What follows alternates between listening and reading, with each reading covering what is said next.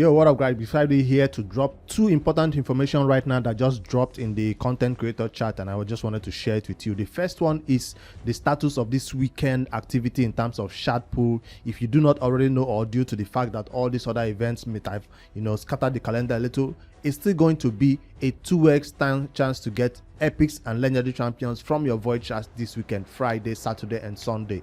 So that does not coincide with any of the events or tournaments for this Supreme Elhain Fusion. This is just a normal week going back to our regular schedule 2x void, followed by 2x ancient 2 weeks later, followed by 2x secrets 2 weeks later. So we are getting back to that. So that's the first information that just launched. If you kind of misplaced the calendar, because I didn't know what was coming up anymore, unless I check Ayumi Love or check El-Hades, who keep an accurate record of what 2x event is coming up the next weekend. So the last time we had the 10x champion, it was the champion chase for this Supreme Elhain. So definitely this 2x is for this 2x void is for this just normal 2x weekend, I guess. So that's the first information. It's happened on March 24th. It says you're going to have a 2x event to summon epic and legendary champions from your void shards. That's the first information.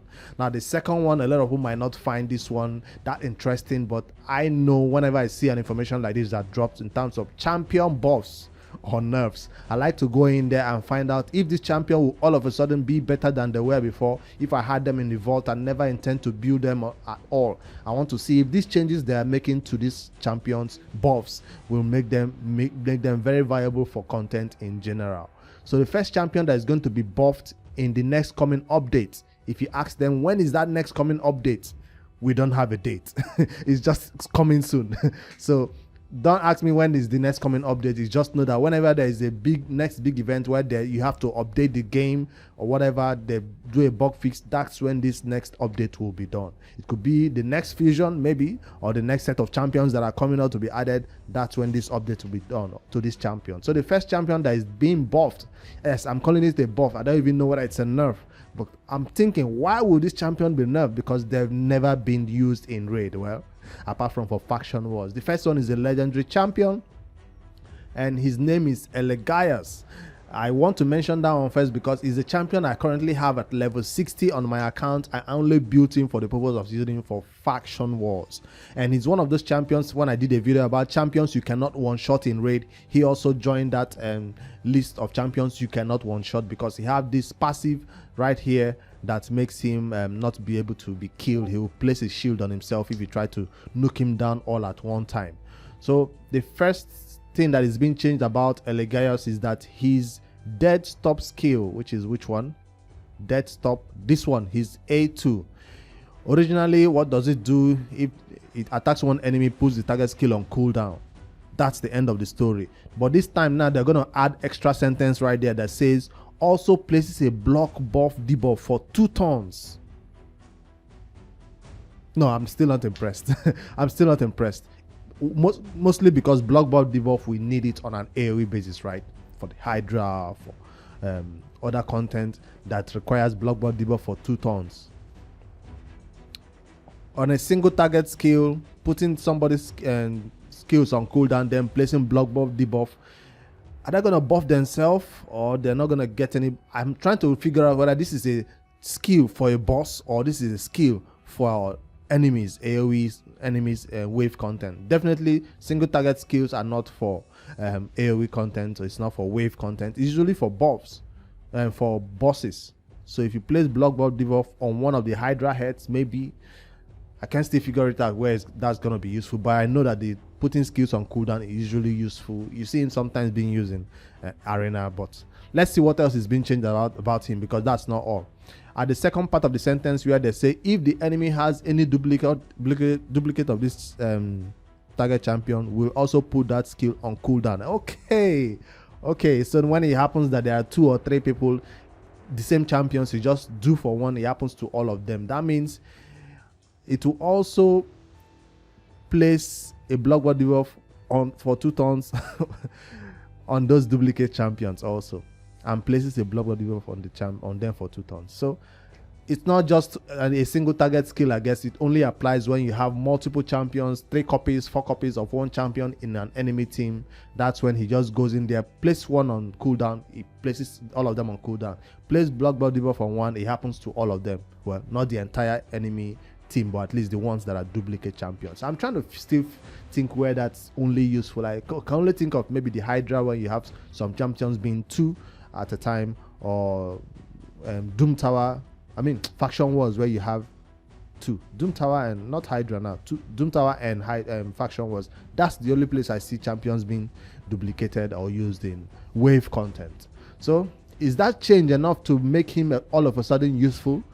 I don't think so. Let me find out the second skill right here, the A3.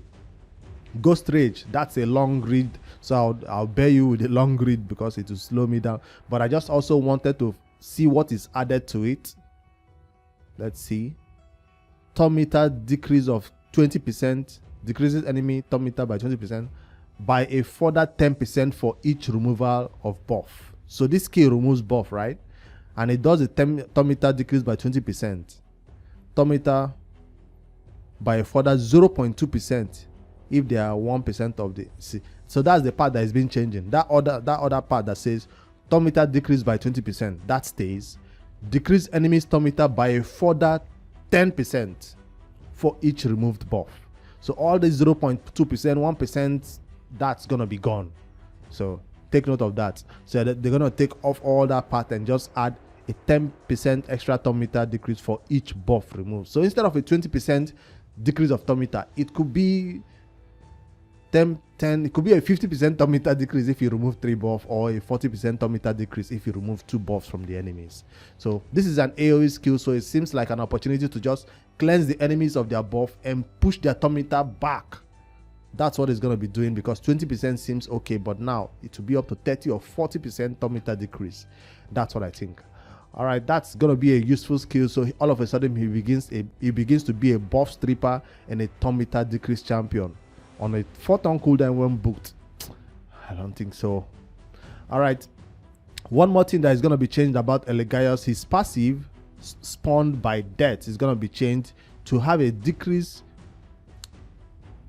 cooldown decrease from 6 to 5 turns for when booked. So currently it's 6 turns when not booked. It will be 5 turns right now when not booked, and then when you book it will be a 4-turn cooldown. That means this is the skill that keeps him alive and unable to be nuked, right?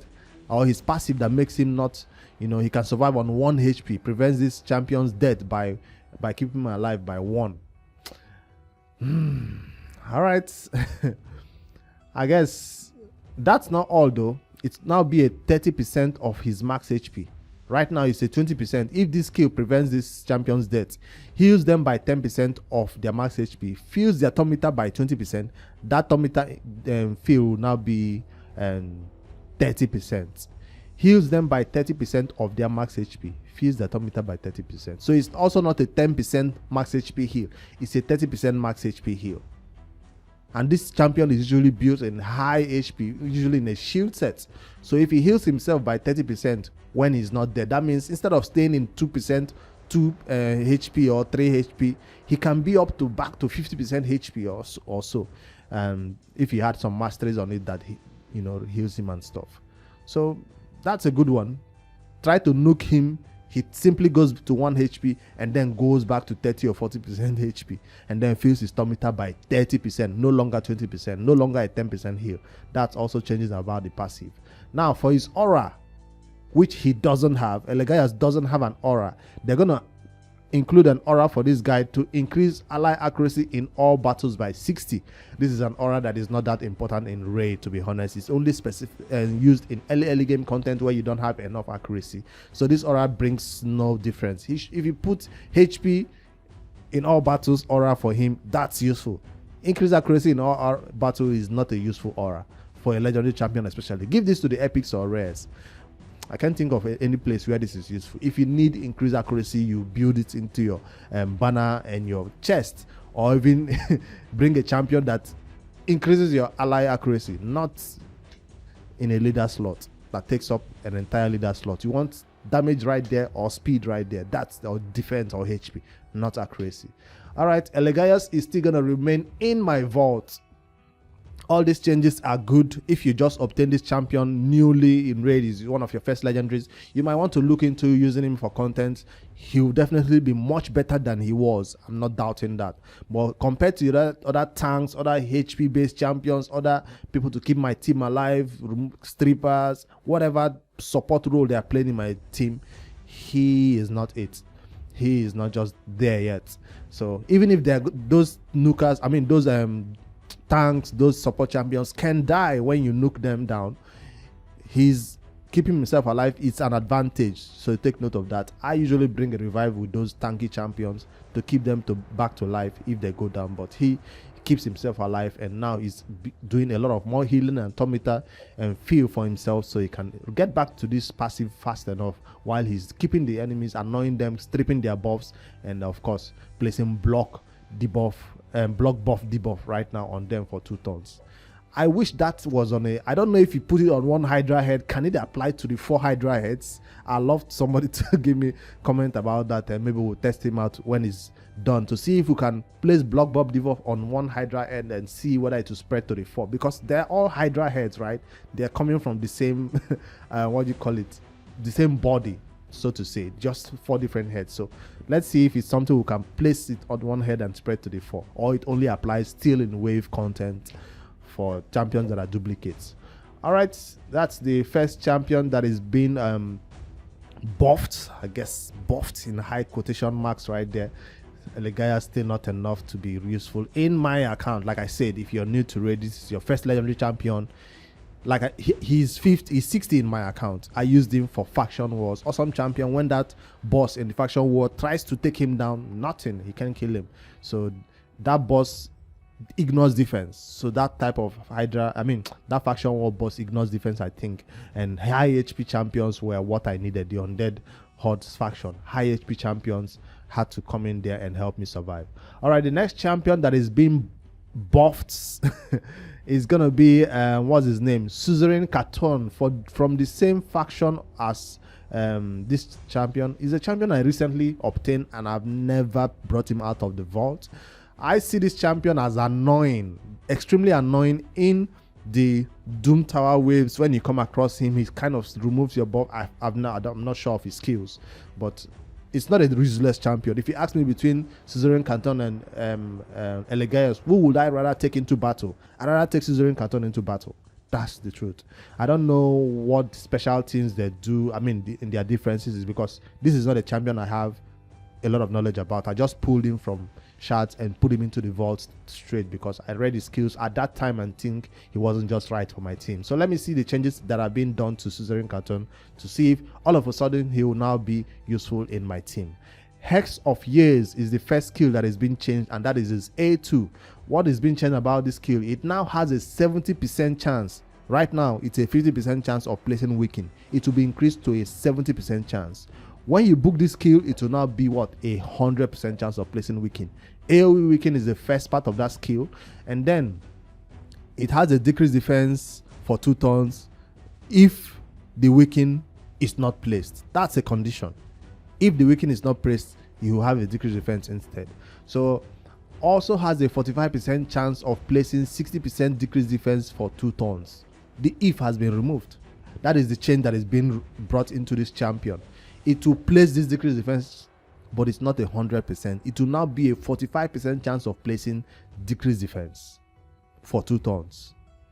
There is no if. Whether you place the Weaken or not, that means Weaken will be placed at 100%, decreased defense will be placed at 45% plus 30%. That would be a 65% Weaken.